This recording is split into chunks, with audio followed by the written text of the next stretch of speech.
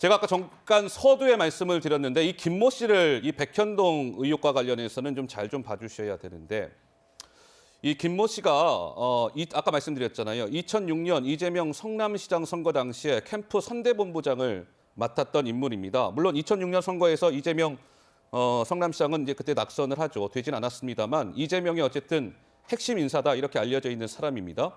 근데 2015년 백현동 사업 시행사로 이 김모 씨가 영입이 되고 그리고 나서 아까 말씀드린 것처럼 용지가 이제 4단계가 쭉 점핑이 됐다는 거 아니겠습니까?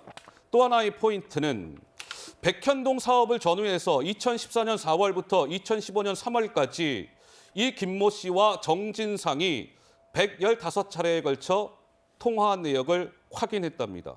그래서 어제 40여 곳에 대한 압수수색 장소 중에 눈에 띄는 곳이 한 군데 있었습니다. 어디? 정진상 실장이 지금 서울구치소에 수감 중인데 그 정 실장이 수용돼 있는 그 수용실도 압수수색 대상에 포함이 됐다는 거죠. 김수경 교수님, 우리가 김모 씨에 좀 주목하고 있는 이유가 뭐 이런저런 이유 때문일까요? 어떻습니까? 그렇죠. 이제 김모 씨랑 정진상 씨가 당초에는 연락한 적이 없다고 정진상 씨가 그렇게 얘기를 했었거든요. 그런데 이제 통화 내역을 조회해 보니까 한 1년 사이에 115번 정도 통화를 한 거예요. 그러면 3일에 한 번꼴로 이제 전화를 한 건데 이게 드러나니까 정진상 씨는 그냥 사는 얘기 하느라고 통화한 거다라는 굉장히 공색한 변명을 늘어놓았죠. 사실 3일에 한 번이면 뭐 아주 가까운 사이죠. 부부끼리도 3일에 한 번 안 하시는 분들도 많을 거예요. 정말 가까운 친구도 사는 게 바빠서 그렇게 자주 전화 못 합니다. 분명히 무슨 이해관계가 걸려 있거나 자주 전화를 하면서 뭔가 조정해야 되는 일이 있을 경우에 저렇게 자주 전화를 했다라고 보는 게 좀 타당할 것 같고요. 그리고 이 종상향 이제 4단계나 된 거잖아요. 자연 녹지에서 4단계 점핑. 예. 이 준주거 지역으로 가면요. 건폐율도 엄청 늘어나고요. 용적률도 엄청 늘어나서 10채 지을 수 있는 땅에 막 100채, 200채를 지을 수 있는 거거든요. 그렇기 때문에 이 종상향이라는 건 되게 어렵고 되게 예민한 문제고 땅 주인들은 이 종상향이 언제 될까? 한 단계만 점프해도 내가 떼돈을 버는데 기다리는 문제인데 이거를 4단계나 점프를 했다? 이건 좀 설명하기가 좀 어렵고요. 지금 만약에 이게 임대 아파트를 100% 짓기 위한 거였다면 명분이 있죠. 취약계층을 위한 집을 많이 짓기 위해서 우리가 임대 아파트를 지으려고 종상향을 했다. 그럼 이해가 되는데 임대 아파트 100%로 짓겠다고 했던 걸 10%로 줄여버렸거든요. 그렇다면. 그럼 도저히 명분도 없는 것이죠. 예. 그래서 지금 이재명 대표는 뭐라고 설명하냐면 국토부의 협박이 있어서 어쩔 수 없었다고 얘기하는데 그마저도 지금 거짓말로 드러날 것 같은 게 국토부가 이 사안은 성남시가 알아서 할 사안입니다라고 보냈던 공문이 나왔거든요. 아하. 그렇기 때문에 이재명 대표는 지금 뭐 검찰이나 이런 쪽에 다 소설 쓰고 있다라고 얘기를 하는데 본인의 소설은 뭡니까? 본인은 어떻게 설명할 거예요? 아무것도 설명해주지 않고 있어요. 예. 소설과 소설이 부딪힌다면 더 그럴듯한, 더 말이 되는 소설에 우리가 신빙성을 실어주는 것인데 이재명 대표는 그 어떤 것에 대해서도 팩트들을 설명하지 못하는 거죠. 종상향이 이루어졌고 김모 씨라는 분이 영입되자마자 이렇게 됐고 자기가 직인을 찍었고 예. 왜 이렇게 갑자기 4단계나 올려준 겁니까? 라는 거에 대해서 뭐라고 설명하실지 그거에 대한 답변이 없다. 저는 그런 생각이 듭니다. 근데 기억을 좀 상기시켜 드릴까요? 시청자 여러분들. 이 백현동 아파트가 지어지는데 혹시 그 옹벽 영상 준비되어 있습니까? 한번 좀 보여주세요.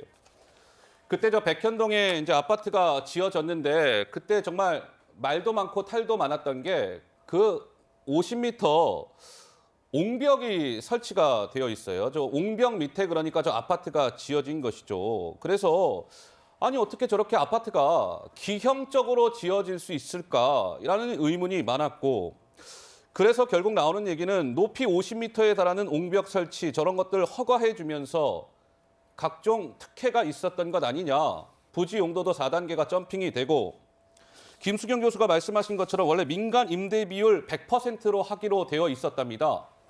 근데 임대는 10%, 분양주택 비율이 90%로 완전 원사이드하게 바뀌고 그럼으로 인해서 시행사가 3,142억 원의 수익을 거뒀고 성남시는 그만큼 손해를 본 거 아니냐 뭐 이런 것이고 이 와중에 아까 김모 씨는 조 의원님 뭐 아까 70억인가 뭐 뇌물을 또 받은 걸로 또 뭐 그렇게 지금 혐의가 있다면서요. 어떻습니까? 예. 예, 방금 말씀하신 그런 전체적인 내용들이 일반 부동산 개발하시는 분들 시행업자에게는 꿈 같은 얘기죠. 종을 4단계나 뛸 수 있다는 거, 이거는 어떤 이유로도 권력자와 의사소통을 하고 동의를 받지 않으면 일어날 수 없는 일입니다.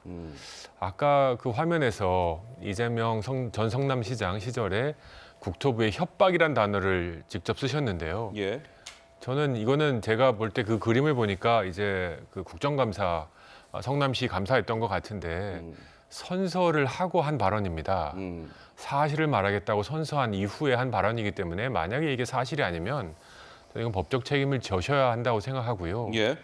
선거 본부장이 시행사로 들어가는 과정, 전화를 115통한 과정 너무나 좀 의혹이 많습니다. 저는 여기서 또 한 가지 지금 이재명 대표가 어떻게 반응할지 지금 궁금해지는 게 어떤 게 궁금하세요? 정진상 실장이 통한 건 정진상이고 나는 아니다. 이게 자꾸 꼬리 자르기를 하지 않을까. 이 본부장이었던 사람이 정진상 실장과 115통의 업무 통화를 했다는 건 정진상 실장을 이재명 대표의 대리인으로 봤기 때문에 한 거지. 뭐 내가 지금 3천억의 이익이 있는데 널 좀 나눠줄게 하고 전화한 건 아니라고 좀 생각이 듭니다. 이런 과정에서 저는 정치인이라면 시장이고 대선 후보까지 나가셨고 지금 야당의 일당 대표라면 이런 의혹들에 대해서 국민들 앞에 송구하다. 송구하다. 내 탓이다. 정진상 실장 등 다 내 지인이었고 선거 도와준 사람인데 내 불찰로 여러분들이 국민들에게 지금 의혹을 일으키고 불편하게 해드려서 송구하다. 내 탓이오라는 한마디만 했어도 아하. 이렇게 국민들이 분노하지 않을 거라고 생각합니다. 예, 예. 근데 자기 지인이 정말 불행한 일을 당해서 빈소가 차려지는 상황에서조차도 난 이 사람 모른다.